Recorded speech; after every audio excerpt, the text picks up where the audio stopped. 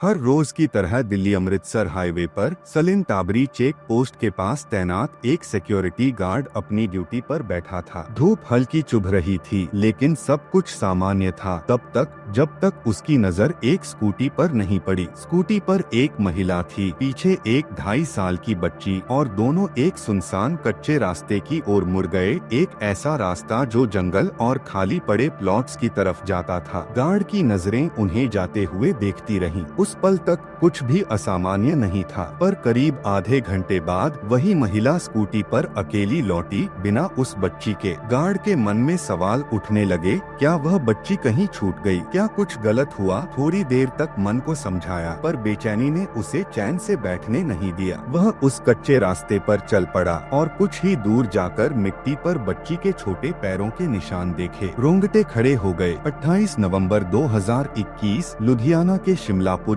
इलाके में हरप्रीत सिंह का खुशहाल परिवार रहता था। हरप्रीत पंजाब पुलिस में हेड कांस्टेबल थे। उनके 2 बच्चे थे, बड़ा बेटा अमरप्रीत और नन्ही प्यारी दिलरोज। 2.5 साल की दिलरोज मोहल्ले की जान थी, हर कोई उसे प्यार करता था। उस दिन दोपहर को दिलरोज अपने घर के बाहर खेल रही थी। कुछ देर बाद जब परिवार वालों ने उसे आवाज दी तो वह कहीं नहीं थी। आसपास ढूंढा, मोहल्ले में पूछा, पर कोई सुराग नहीं मिला। 1 घंटा बीत गया और बेचैनी डर में बदलने लगी। हरप्रीत सिंह को ड्यूटी से घर फोन आया। उन्होंने एक पल की देरी नहीं की, अपने पुलिस नेटवर्क को अलर्ट कर दिया। पुलिस पहुंची, परिवार और पड़ोसी सभी खोज में लग गए। तभी एक सीसीटीवी फुटेज मिली जिसमें दिलरोज एक महिला के साथ स्कूटी पर जाती दिखी। स्कूटी दिल्ली अमृतसर हाईवे की ओर जाती थी। पुलिस ने वो फुटेज परिवार को दिखाई और वो हैरान रह गए, क्योंकि वीडियो में दिखने वाली महिला कोई और नहीं बल्कि उनकी पड़ोसी नीलम थी। नीलम वही थी जिसको दिलरोज बुआ बुलाती थी। वह भी पूरे परिवार के साथ उसे खोजने का दिखावा कर रही थी। जब पुलिस ने उससे सवाल किए,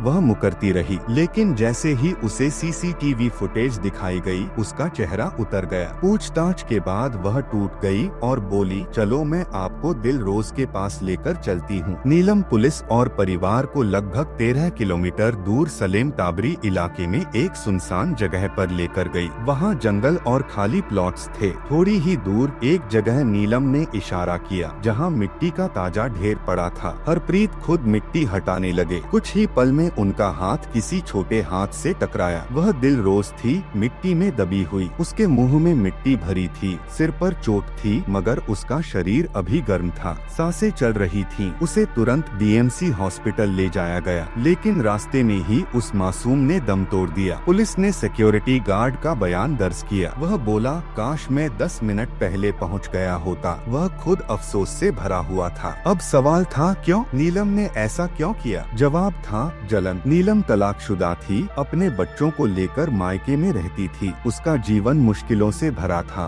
और हरप्रीत का परिवार उसे चुभता था, खुशहाल प्यार से भरा हुआ। मोहल्ला दिलरोज और अमरप्रीत को पसंद करता था, जबकि उसके अपने बच्चे बार बार शिकायतों में उलझे रहते। नीलम के अंदर जलन गुस्से में बदली और गुस्सा हैवानियत में। घर छोड़ने के दिन गुस्से में उसने दिलरोज को बहला फुसला कर स्कूटी पर बैठा लिया। सुनसान जगह ले जाकर पहले ईंट से हमला किया, फिर उसके मुंह में मिट्टी भर दी और उस मासूम को जिंदा दफन कर दिया। कोर्ट में जब सब खुलासा हुआ तो जज ने इसे रेयरेस्ट ऑफ रेयर केस करार दिया। 12 अप्रैल 2024 को नीलम को फांसी की सजा सुनाई गई। कोर्ट में नीलम अपने बच्चों की परवरिश का हवाला देने लगी, पर अफसोस उसे किसी और की बच्ची के खोने का कोई गम नहीं था। इससे यह सीख मिलती है, अगर किसी संदिग्ध हरकत पर दिल कुछ कह रहा हो तो उसे नजरअंदाज न करें। उस गार्ड ने अगर तुरंत एक्शन लिया होता, शायद दिलरोज की जान बच जाती। 2 छोटे बच्चों को कभी भी बिना निगरानी के न छोड़े। इस दुनिया में खतरे अब सिर्फ बाहर से नहीं बल्कि अपनों के रूप में भी आ सकते हैं। यह थी दिलरोज की कहानी, एक मासूम जो किसी की जलन और नफरत का शिकार बन गई, लेकिन इंसाफ ने उसे न्याय दिलाया।